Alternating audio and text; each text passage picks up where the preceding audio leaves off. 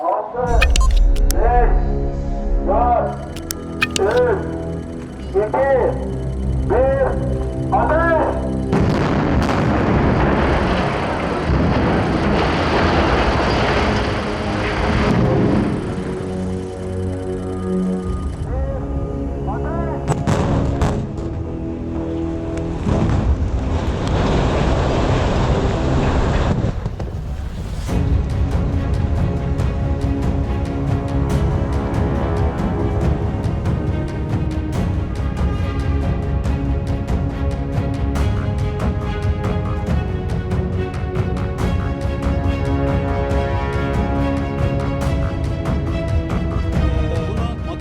Yıkmak oldukça riskliydi.